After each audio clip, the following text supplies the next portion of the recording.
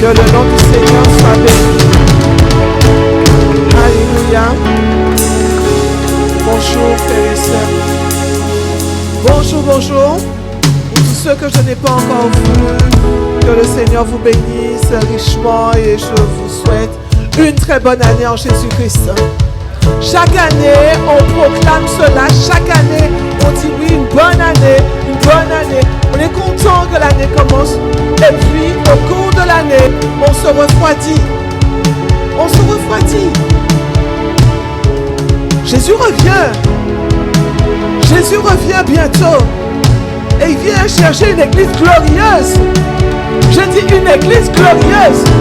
Vous savez, une église glorieuse, c'est une église qui a du poids. C'est une église qui pèse lourd. Qui pèse lourd dans le monde des ténèbres. Ça veut dire que lorsque le diable nous voit, le diable sent qu'il y a de la lourdeur. Dieu ne cherche pas une église légère. Alléluia, on peut s'asseoir. La présence de Dieu. Ce matin, je vais quand même rappeler au Lamentin la confession de foi de Vie Nouvelle. Donc c'est quelque chose d'obligatoire quand on commence une œuvre et qu'on déclare les statuts à la préfecture, on est obligé de donner la confession de foi. C'est-à-dire sur quelle base que tu t'appuies pour ce que tu déclares. Et souvent, on n'a pas tendance à le faire. Et même lorsqu'on doit fédérer, quand on doit entrer dans une fédération, et même je me rappelle lorsque, à un certain moment, quand notre père spirituel était encore en service, où il devait se déplacer, il fallait que nous, qu'on puisse donner notre confession de foi à l'église mère. Donc il faut que l'église entende. Ce ministère a pour but principal la propagation de la parole de Dieu tirée des Saintes Écritures. Amen. Donc nous, les pasteurs du Centre chrétien caribéen Vie Nouvelle, croyons que cette œuvre a un manteau apostolique. Est-ce que vous savez qu'est-ce que c'est que apostolique? Ça veut dire, on va dans les nations et on couvre. On prépare des personnes et ils vont dans la moisson. Amen. Moi, je crois à cela. Et cette année, par la grâce de Dieu, nous allons entrer dedans. Amen. Au nom de Jésus. Amen. Agissant dans le prophétique, c'est une œuvre avec un manteau, un mandat, un manteau apostolique, mais agissant dans le prophétique. Mais on ne peut pas agir dans le prophétique seulement avec les pasteurs. On agit dans le prophétique avec des hommes, des femmes, une génération de jeunes réveillés. Une génération de jeunes réveillés, là dans l'esprit. Nous croyons au Dieu trinitaire qui est Père, Fils et Saint-Esprit.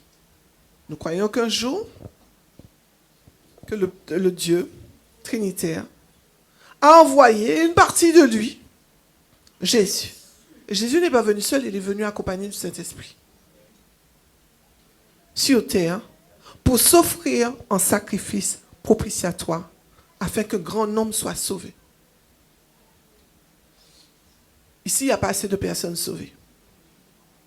Au Lamentin, il n'y a pas assez de personnes sauvées.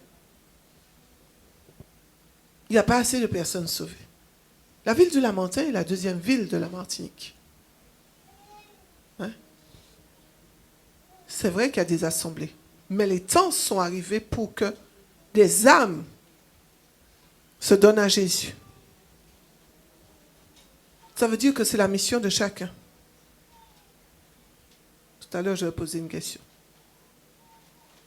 Nous croyons à la puissance du Saint-Esprit dans l'Église et sur terre. Parce que l'Église est pour l'instant sur terre. Nous ne prêchons pas une religion, mais une relation avec Dieu. Et nous n'amenons pas à la repentance les bébés, mais seulement ceux qui ont la capacité de comprendre ce qu'est la nouvelle naissance. Nos versets de référence sont: mais à tous ceux qui l'ont reçu, elle a donné le pouvoir de devenir enfant de Dieu et à ceux qui mettent leur foi en son nom. Jean 1er, verset 12. Aussi, Jean 3, 16, car Dieu a tant aimé le monde qu'il a donné son Fils unique, afin que qui croit en lui ne périsse point, mais qu'il ait la vie éternelle. Isaïe 54, versets 2 à 4. Élargis l'espace de ta tente. C'est ce que nous avons fait en venant ici, mais nous allons élargir encore l'espace de notre temps. Qu'on déploie les couvertures de ta demeure. Ne retiens pas. Allonge tes cordages et affermis tes pieux. Car tu te répandras à droite et à gauche, et ta postérité envahira des nations et peuplera. Écoutez, ta postérité envahira des nations. Est-ce que notre postérité est en train d'envahir des nations? Nos enfants spirituels ou nos enfants de la chair sont en train d'envahir les nations. Moi, c'est ce que je veux pour vous.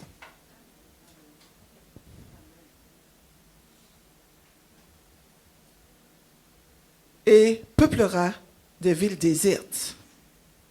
Moi, je crois que le Lamentin, spirituellement, est une ville déserte. Ne crains pas, car tu ne seras point confondu. Ne rougis pas, car tu ne seras pas déshonoré. Mais tu oublieras la honte de ta jeunesse. Et dernier verset, Marc 16, verset 15 à 18. Allez par tout le monde. Ça veut dire aller par toutes les nations. Allez par toutes les nations et prêchez la bonne nouvelle à toute la création. Est-ce que nous sommes des gens obéissants? Celui qui croira et qui sera baptisé sera sauvé. Mais celui qui ne croira pas sera condamné. Voici les miracles qui accompagneront ceux qui auront cru. En mon nom, ils chasseront des démons. Ils parleront de nouvelles langues. Est-ce qu'il y a des gens ici qui ne parlent pas en langue? Ils saisiront des serpents. Et s'ils boivent quelques breuvages mortels, il ne leur fera point de mal. Ils imposeront les mains aux malades et les malades seront guéris. Est-ce que cela se fait? Voilà la profession de foi de Vie Nouvelle. Amen. Que le Seigneur nous bénisse richement en ce matin et en cette nouvelle année. J'ai dit à mon époux, j'ai décidé, je ne veux plus qu'aucune situation ne puisse me bloquer. Je ne veux pas que l'atmosphère m'empêche d'avancer. Je ne veux pas que les hommes m'empêchent d'avancer. Je ne veux pas que ma famille m'empêche d'avancer. Je ne veux pas que mon travail m'empêche d'avancer. Je ne veux pas que mes voisins m'empêchent d'avancer. Je ne veux que personne m'empêche d'avancer.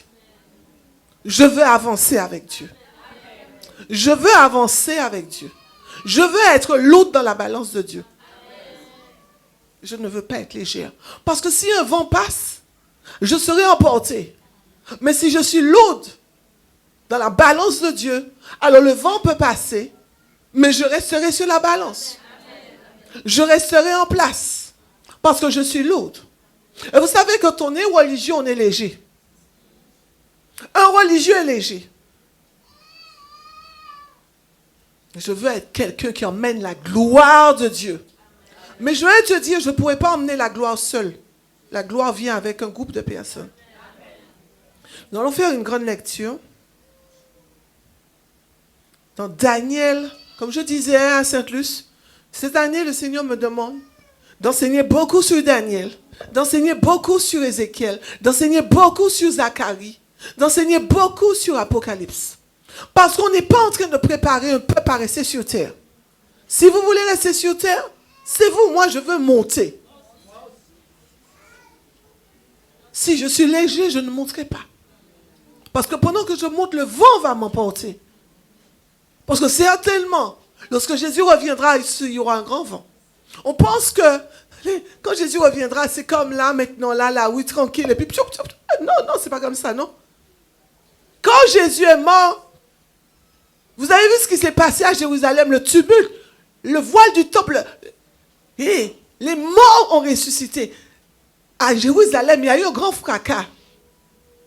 Regardez comment le tonnerre, hein, ça fait la deuxième fois qu'on a ça. Que Dieu nous garde qu'on n'ait pas ça une troisième fois.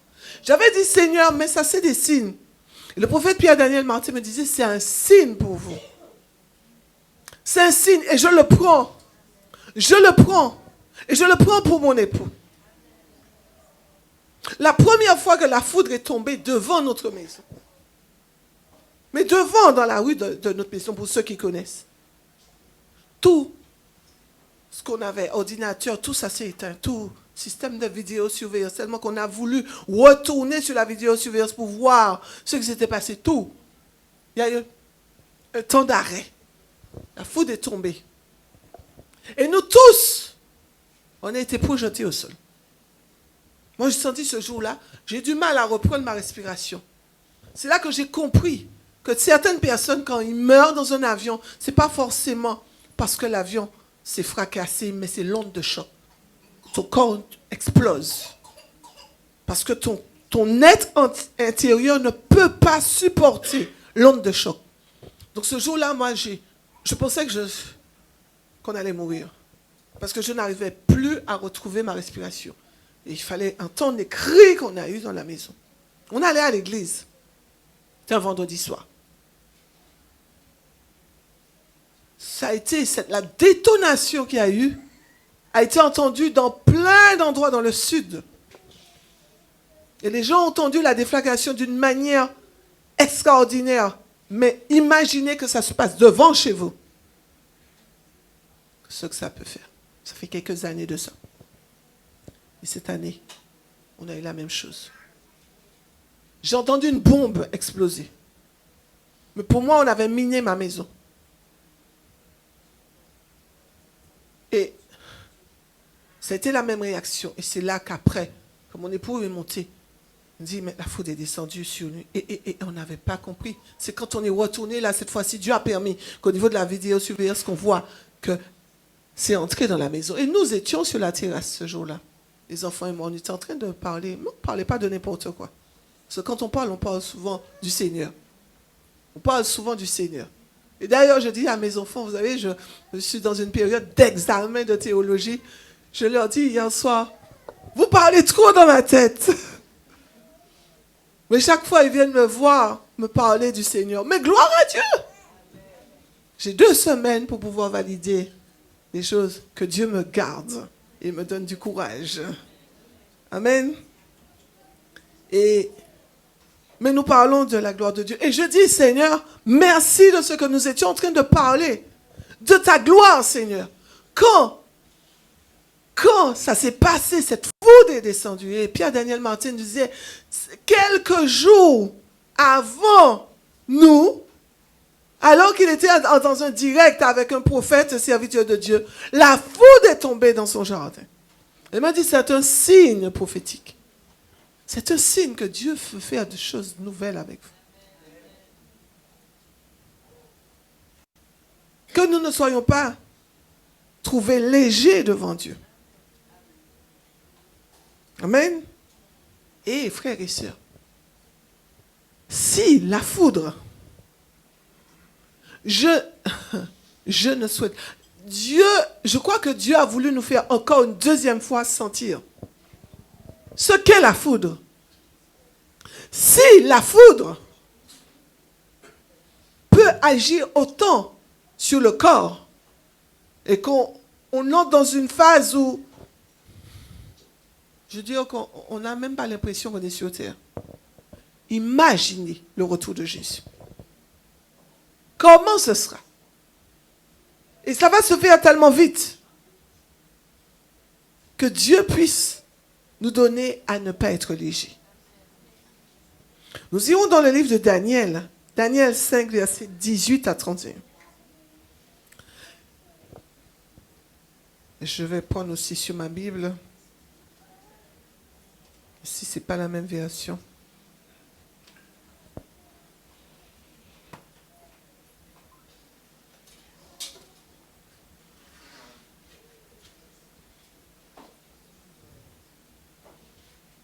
Daniel 5. Nous savons qu'il y avait un roi, Israël, quand Israël a été déporté, parce qu'Israël avait péché et Dieu a suscité des ennemis à Israël. Et Israël est entré en captivité au VIe siècle sous l'autorité d'un roi qui s'appelait Nebuchadnezzar.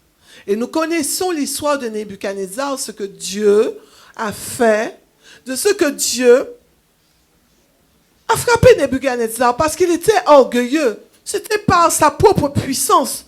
C'était par son moi. C'était par lui-même. C'était par son autosuffisance. Il était autosuffisant. Et Nebuchadnezzar, Dieu lui a donné le temps.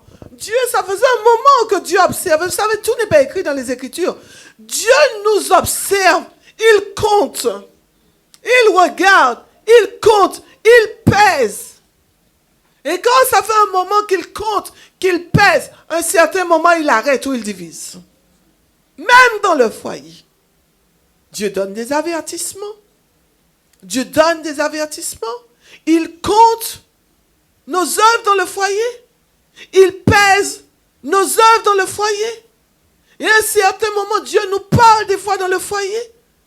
Et puis nous n'écoutons pas. Et à un certain moment, mon foyer est divisé. Mais ça fait un moment que Dieu compte. Ça fait un moment que Dieu pèse tes œuvres. Mais tu ne fais pas attention. Lorsque Dieu va permettre la division, tu vas pleurer, tu vas dire, mais si Dieu m'aimait. Mais ça faisait un moment que Dieu avertissait. Pas forcément par rapport à l'unité du couple, mais par rapport à sa gloire dans le foyer. La première gloire de Dieu doit venir du foyer. La première gloire de Dieu doit venir du foyer. Et après, la gloire de Dieu se manifeste. Quand il y a la gloire de Dieu dans un foyer, quand il y a des couples qui sont remplis de la gloire de Dieu, je ne sais pas ce que ça donne dans un ministère. Ça donne quelque chose de puissant. Ça donne quelque chose. Et c'est pour cela que le diable se bat autant que des fois, le diable permet que le mari soit dehors ou que la femme soit dehors parce qu'un couple a du poids devant Dieu. Soit le couple a du poids, soit il est lourd, soit il est léger. Nebuchadnezzar devait être lourd parce que c'est Dieu qui l'avait suscité pour emmener Israël en captivité. Il y avait un temps. Et nous savons qu'Israël est resté en captivité pendant 70 ans. Et Dieu a suscité, il a suscité d'autres nations. Mais Nebuchadnezzar avait péché, il s'est repenti après. Et comme c'était logique que de père en fils, qu'on ait la royauté, donc son fils, Belshazzar, est venu à régner après lui. Et la Bible nous dit, Daniel dit, oh roi, vous allez lire le reste chez vous. Le Dieu suprême avait donné à Nebuchadnezzar, donc Daniel 5, verset 18 à 31, ok. Oh roi, le Dieu suprême avait donné à Nebuchadnezzar, ton père, l'empire, la grandeur, la gloire et la magnificence. Et à cause de la grandeur qu'il avait donnée, tous les peuples, les nations, les hommes et les hommes de toute langue étaient dans la crainte et tremblaient. Excusez-moi. Et tremblaient devant lui. Le roi faisait mourir ceux qu'il voulait. Et il laissait la vie à ceux qu'il voulait. Il élevait ceux qu'il voulait. Il abaissait ceux qu'il voulait. Mais lorsque son cœur s'éleva et que son esprit s'endurcit jusqu'à l'arrogance, il fut précipité comme Lucifer. Il fut précipité de son trône royal et dépouillé de sa gloire. Il fut chassé du milieu des enfants des hommes. Son cœur devient semblable à celui des bêtes. Et sa demeure fut avec les ânes sauvages. On lui donna comme au bœuf de l'herbe à manger, et son corps fut trempé de la rosée du ciel. jusqu'à ce qu'il reconnut. On peut dire jusqu'à ce qu'il ou reconnu. Amen. Que le Dieu suprême domine sur le règne des hommes et qu'il donne à qui il lui plaît. Et toi, Belshazzar, son fils, tu n'as pas humilié ton cœur. Ça veut dire que je t'ai donné l'exemple de ton père. Tu savais ce qui s'était passé pour ton papa. Mais au lieu, ton papa s'est humilié. Mais toi, au lieu de garder la même lignée, tu as préféré prendre le mauvais pli. Le lien ancestral. Le lien de l'orgueil. Le lien de l'arrogance. Tu n'as pas pris la partie spirituelle de ton père, mais tu as préféré prendre la partie charnelle. Et c'est ce qui nous arrive dans nos familles. Nos familles sont orgueilleuses. Nous aussi, nous sommes dans l'orgueil. Nos familles sont d'une manière. Nous aussi, nous sommes comme ça. Notre famille est légère spirituellement. Nous voyons que dans notre famille, il y a de la légèreté. Mais nous continuons dans la même légèreté. Nous ne disons pas, non, moi, je fais la différence. Ce n'est pas de l'orgueil. Moi, je fais la différence. Je veux avoir du poids. Ça veut dire que si ma famille ne persévère pas, va au temple de temps en temps, moi, je suis à l'église tous les dimanches. Si ma famille ne prie pas, moi, je prie. Si ma famille ne pardonne pas, moi, je pardonne. Si ma famille ne se sanctifie pas, moi, je me sanctifie. Si ma famille fait de la sorcellerie, moi, je sers Dieu. Je ne fais pas de sorcellerie. Je veux faire la différence. Et toi, Belshazzar, son fils, tu n'as pas humilié ton cœur. Quoi que tu suces toutes ces choses. Tu t'es élevé contre le Seigneur des cieux. Les vases de ta maison ont été apportés devant toi. Et vous vous en êtes servis pour boire du vin. Toi et tes grands, tes femmes et tes concubines. Tu as loué les dieux d'argent. Pas loué, mais vous avez compris, loué. Les dieux d'argent, d'or, d'airain, de fer, de bois et de pierre, qui ne voient point, qui n'entendent point, qui ne savent rien. Et tu n'as pas glorifié le Dieu qui a dans sa main ton souffle et tes voix. C'est pourquoi il a envoyé cette extrémité de main qui a tracé cette écriture. Que Dieu nous fasse grâce.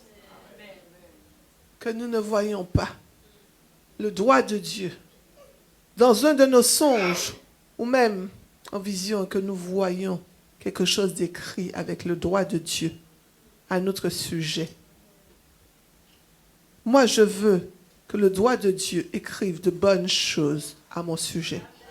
Lorsque Dieu prend la peine de faire sa main sortir du ciel et d'écrire pour nous, faisons attention, parce que ce que Dieu écrit peut être indélébile. Il n'y a que si tu descends sur tes genoux que ça commence à s'effacer. Le problème, c'est que nous avons du mal à descendre sur nos genoux. Même dans l'église, lorsqu'on commence à chanter, bow down, prosterné, il y a des gens qui ne veulent pas se prosterner. J'ai mal au genou. Je vais vous dire, j'ai tellement eu mal au genou ces jours derniers. J'ai eu tellement mal au genou, jusqu'à présent j'ai un peu mal au genou. Mais je m'épose d'être à genoux quand je prie. Je m'épose parce que le Seigneur m'a dit, je veux que lorsque tu me pries, que tu sois à genoux devant moi. Ça a été un ordre de Dieu. Il m'a dit, quand tu pries, je veux que tu sois à genoux. Mal de genoux ou pas, je descends. Même si ces fois, c'est mon époux qui me donne la main pour me relever. Je me mets à genoux devant Dieu. Je suis homme, je suis créature, et Dieu est Dieu.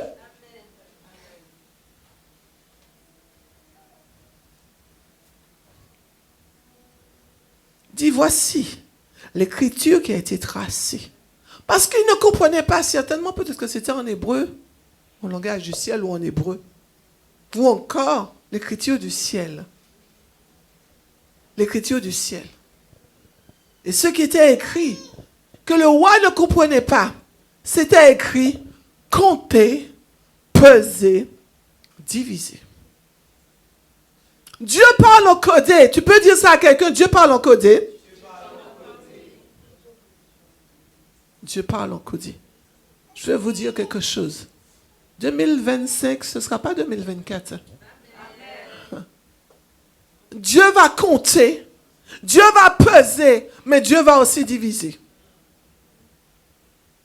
Que s'il y a quelqu'un qui a l'intelligence, que la personne puisse comprendre ce que Dieu dit. Il dit, et voici l'explication de ces mots. Comptez. Dieu a compté ton règne. Et il a mis fin.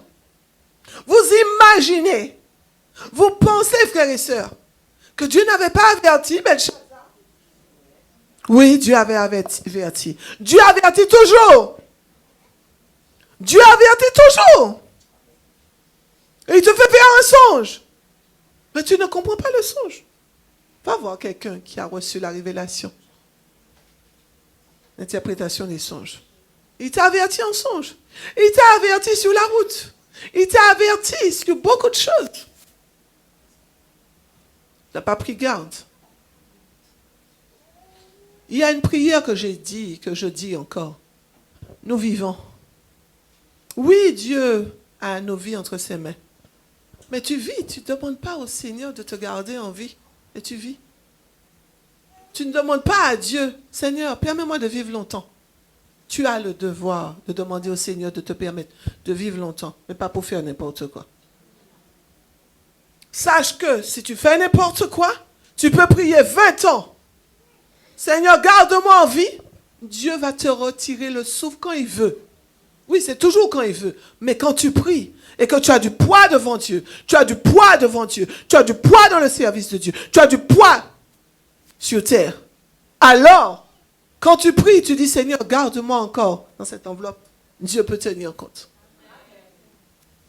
Mais si tu ne sers à rien sur la terre, Dieu prendra ton souffle. Moi, je prie. Que la volonté de Dieu se fasse. Mais je prie. Afin que Dieu garde ce souffle qu'il m'a donné dans mon enveloppe pour que je puisse servir à la gloire de son nom. Compter, peser, diviser. Son règne était fini.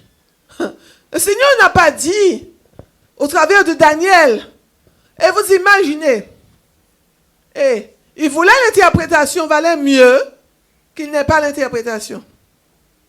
Parce que peut-être que si il n'avait pas eu l'interprétation tout de suite, peut-être que s'il avait attendu 1 mois, 2 mois, pour avoir l'interprétation, il allait peut-être vivre plus longtemps. Mais parce qu'il a voulu l'interprétation s'est descendue. Et des fois, il y a des gens qui veulent que Dieu leur parle. Moi, les pasteurs parlent, moi je veux que Dieu me parle moi-même. La foudre est tombée, j'ai failli mourir. La foudre est moins puissante que Dieu, que la voix de Dieu. La foudre est moins puissante que la voix de Dieu. La foudre tombe.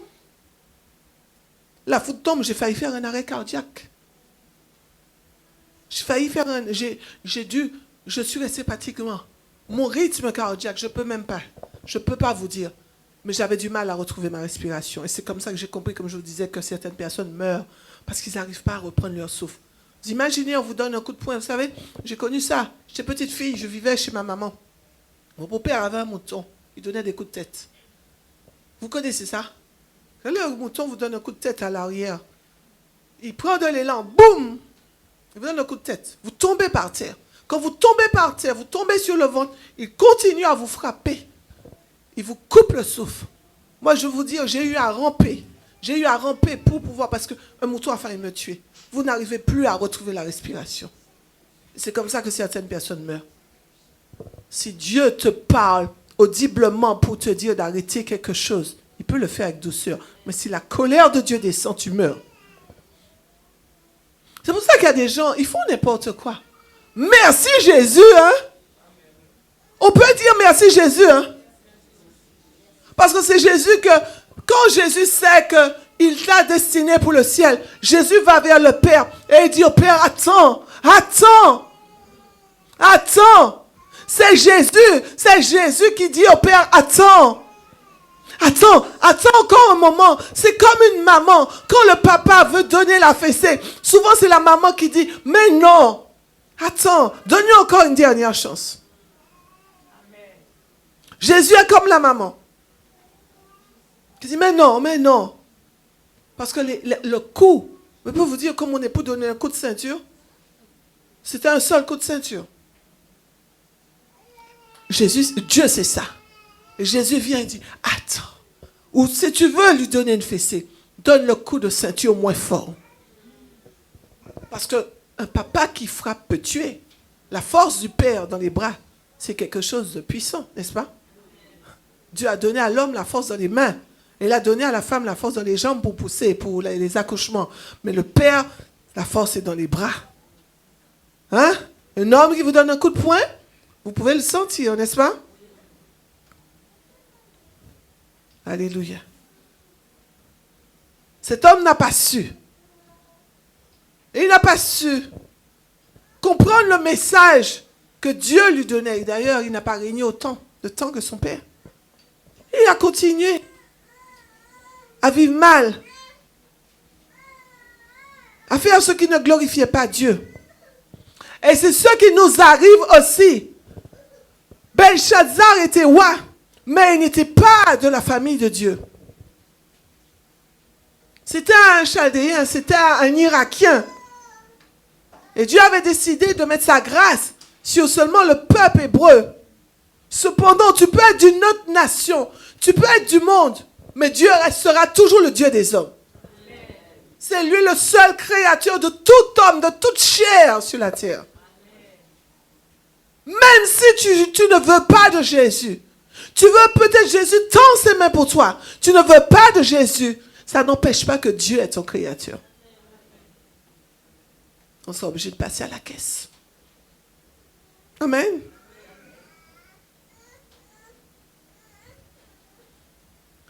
Il dit, tu as été pesé. Il dit, je reprends.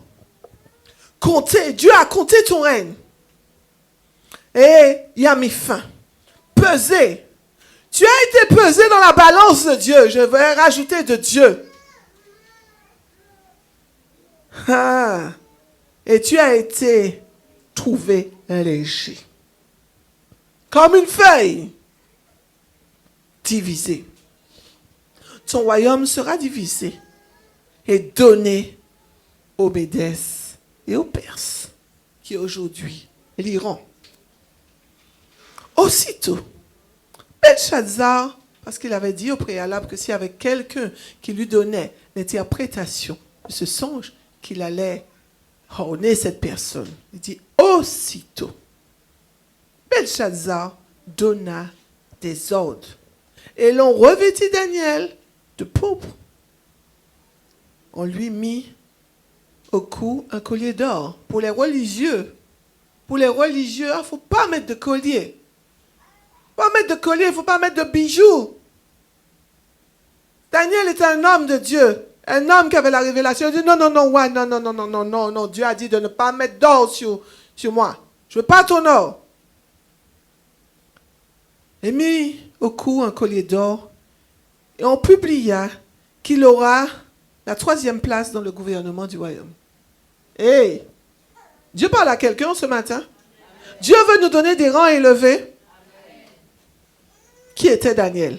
Un homme selon le cœur aussi de Dieu. Un homme qui passait du temps. Un homme qui s'est retrouvé en pays, en territoire étranger. Où il y a des dieux étrangers. Où il fallait se prosterner devant les dieux étrangers. Et Daniel a dit non. Non, moi, j'ai comme Dieu le Dieu des Hébreux. Et moi, devant le Dieu des Hébreux, je vais me prosterner. Mais je ne vais pas me prosterner devant vos idoles. Je ne vais pas me prosterner devant le système.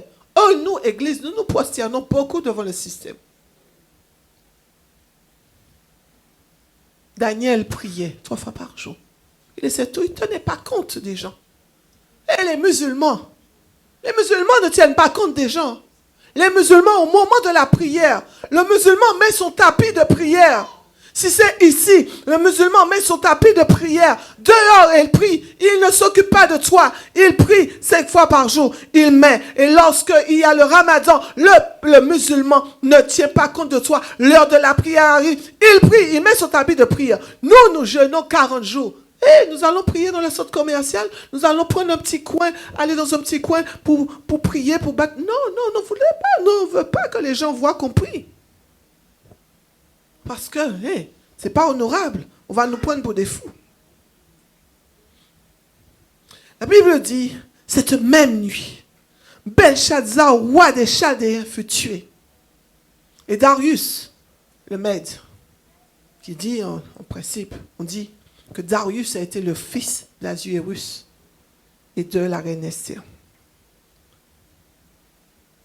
Darius, le Mède, s'empara du royaume, étant âgé de 62 ans. Peser, j'ai retenu. Compter, peser et diviser. Je me rappelle de cette histoire de ce figuier. Et on a parlé, le verset de l'année, de ces feuilles, de cet arbre qui est au milieu du jardin, au milieu de la ville de la Nouvelle Jérusalem. Et que cet arbre, les feuilles de cet arbre, produisent la guérison des nations, mais que chaque mois, cet arbre porte du fruit. Et je bénis le Seigneur de ce que je n'ai pas eu le temps de chercher et que le frère ait cherché, voir que le figuier porte du fruit chaque mois. Le figuier, vous savez, les figues, je ne parle pas de nos figues, hein. Les figues, vous savez, ça pousse ici. Hein. Je connais des gens qui ont planté, effectivement, il y a toujours des fruits. Ça porte du fruit. Et c'est très bon. Vous savez, le Seigneur, Dieu ne fait rien au hasard. Et dans la parole de Dieu, tout est bien, comment dire, bien planifié, bien calculé. Tout sert à quelque chose. Jésus se retrouve, je crois, à Bethsaïda. Et dans Matthieu 21, verset 18, le matin suivant, en revenant à la ville, Jésus a faim. Et il voit un figuier au bord du chemin. Moi, je veux dire, Israël a des figuiers.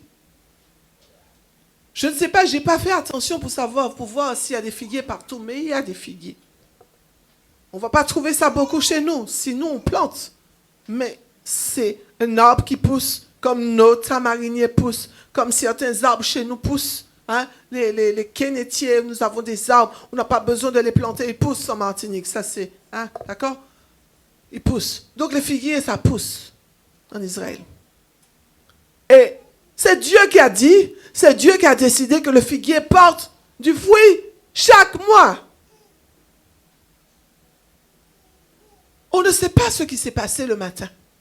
Peut-être que dans cette petite région de Bethsaïda, il y avait ce figuier qui portait du fruit, mais peut-être qu'il y avait des gens qui n'avaient pas de quoi manger. Et ces gens-là se nourrissaient des figues. Ils sont peut-être allés, peut-être que Jésus est venu, peut-être qu'une heure avant Jésus, le passage de Jésus, il y avait peut-être des figues dans le figuier. Mais au moment où Jésus passe, il n'y en a plus. On aurait pu dire, mais Jésus n'a pas eu de compassion parce qu'on ne sait pas pourquoi il n'y avait pas de figues. Et pourquoi Jésus n'est pas allé la veille? Mais le lendemain, Jésus passe, il n'y a plus. Peut-être que c'est un malheureux.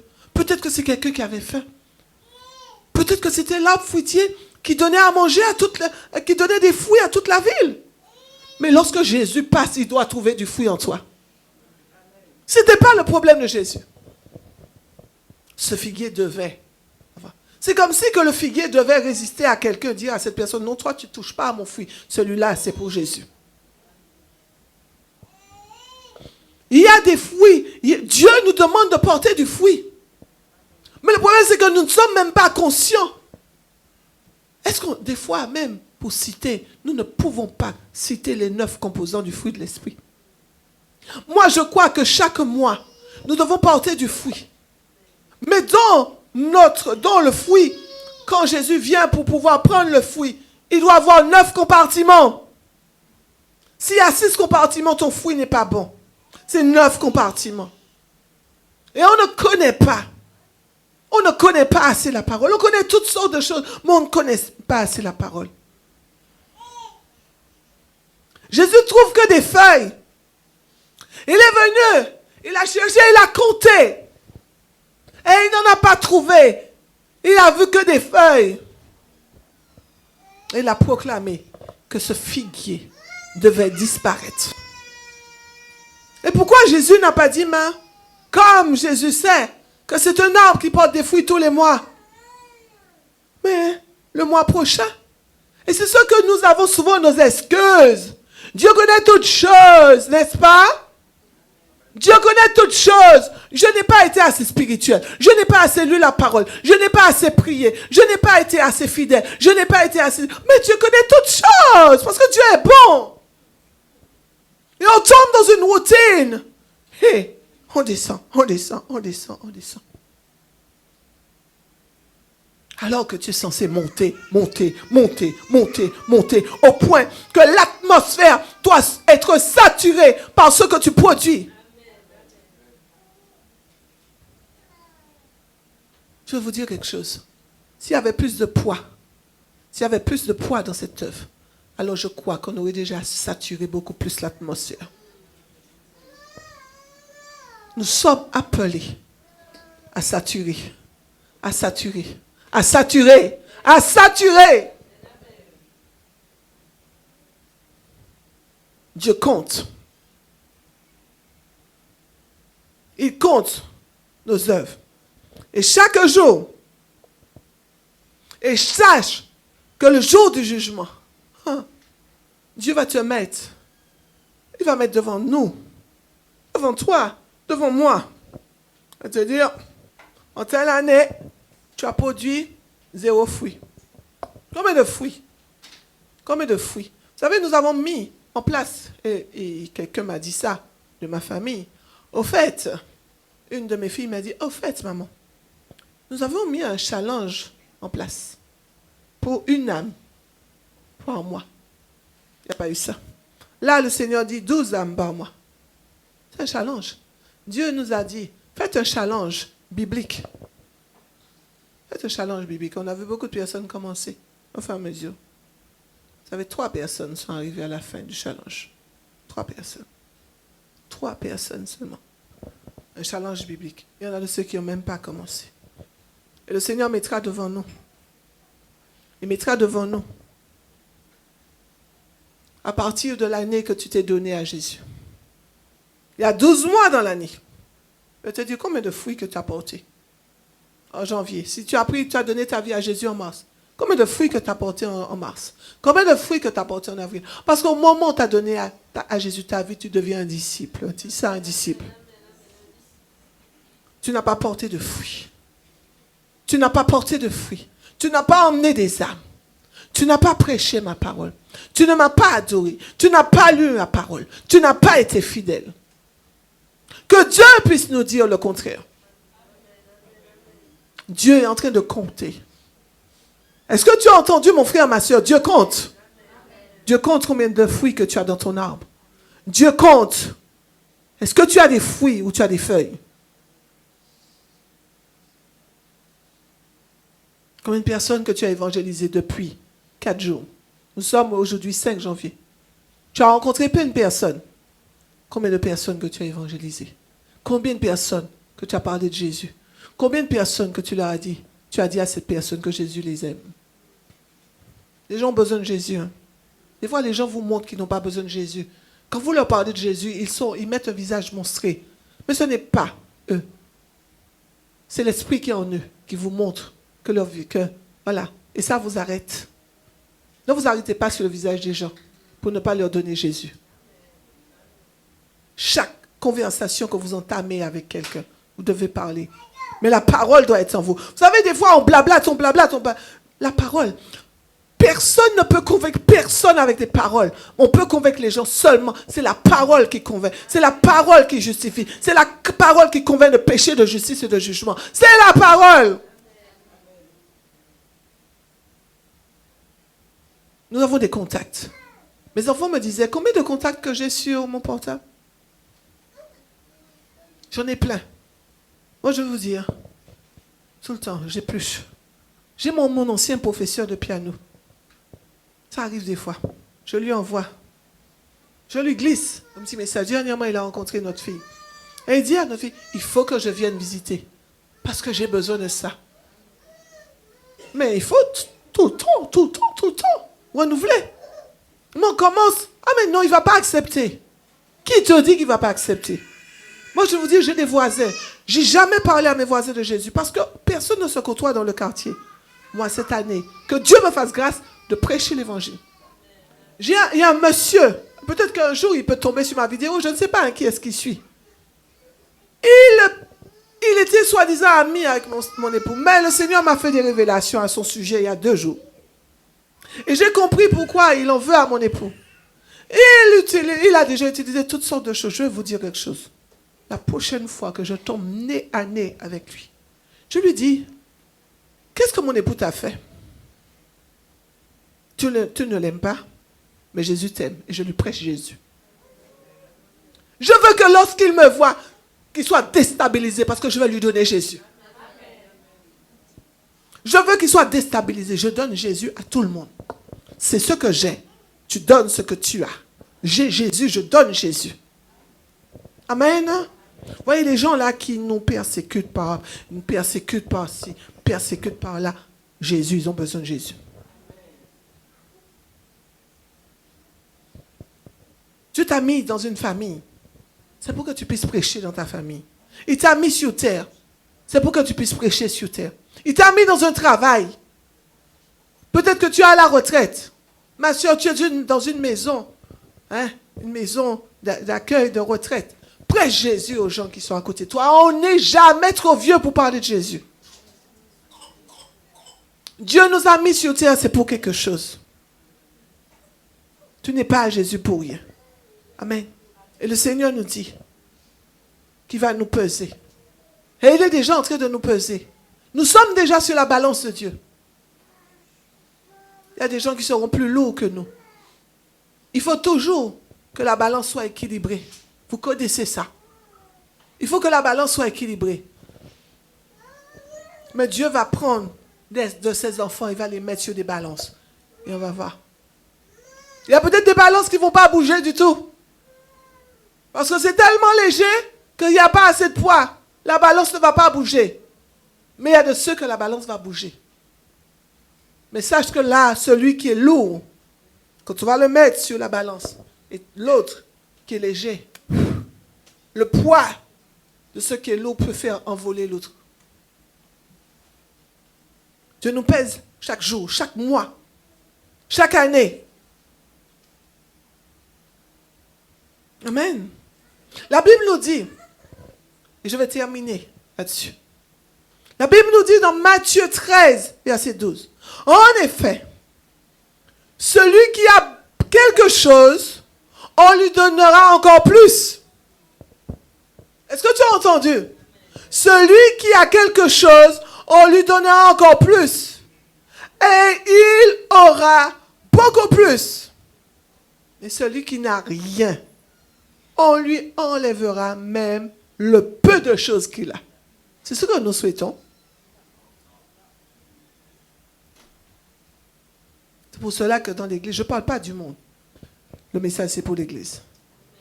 C'est pour cela que dans l'église, tu as parlé des vierges sages, j'étais folle. En effet, mon Dieu a dit, si on y poids, il y a encore plus poids. Si vous avez poids dans le royaume, il y a encore plus poids. Mais si vous êtes léger, je ne sais pas ce que je dis en créole haïtien, léger, si vous êtes léger, eh bien, vous êtes encore plus léger. Et bon Dieu qui a tiré ça au nid. Le peu à qu'on y a. Si vous avez une présence bon Dieu dans la vie, ou qu'il y ait une moins présence bon Dieu dans la vie. Mais si on est plus, si vous avez cherché, si vous loup, si vous avez poids, bon Dieu qui a encore plus. Mais si vous pas ni, petit brin, on va dire, petit grain encore on y a. Bon Dieu qui a tiré en deuil. C'est ça mon Dieu de Dieu. Et bon Dieu qui a dit nous, sous 100 vierges folles, Parce qu'on peut être dans l'église là, et puis ou folle, ou fou, ou léger, ou pas qu'il peut monter. Mais si on loue, même si on loue, qu'il peut monter. Amen. Parce que bon Dieu, nous consistance. Que Dieu nous donne de la consistance en cette année. Et j'ai besoin de personnes. Je vais vous dire, frères et sœurs, il y a quelque chose encore que je me rends compte. La Bible dit que si vous vous taisez, les pierres vont crier. Je me suis rendu compte, je m'interdis, parce que je grandis, que je sois léger. Je me suis rendu compte que quand on prend un certain âge, c'est comme si on devient un loup. Il y a loup et loup. Hein. Loup dans la gloire de Dieu, loup, parce qu'on a du poids, mais on n'a plus de motivation. On doit avoir de la motivation.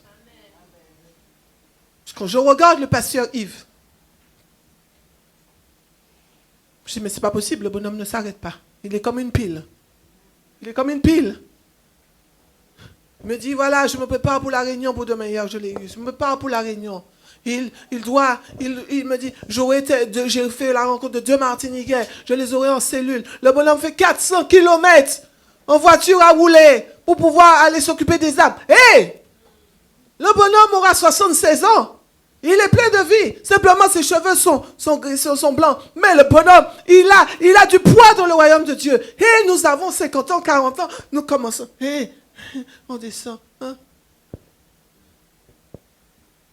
On dit, oui, le Seigneur me rajeunit comme l'aigle. Ça c'est les jeunes. Les jeunes peuvent faire. Nous, on ne peut pas faire.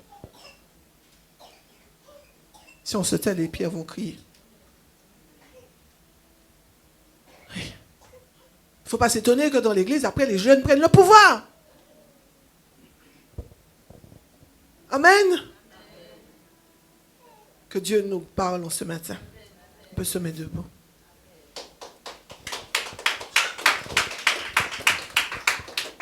Alléluia. Père, nous te bénissons. Je prie, Seigneur, que ce peuple puisse se réveiller. Au nom de Jésus. Que ce soit sur le Lamentin, que ce soit sur Sainte-Luce. Je prie, Seigneur, que nous ayons des hommes et des femmes qui puissent nous propulser en avant. Au nom de Jésus. Seigneur, suscite une génération qui nous propulse en avant. Et que nous aussi, nous allons les propulser. Au nom de Jésus. Seigneur, je te rends grâce et je te bénis de ce que tu as déjà fait et de ce que tu feras encore au nom puissant de Jésus. Amen, amen. Il y a quelque chose. J'ai plus besoin qu'on ait le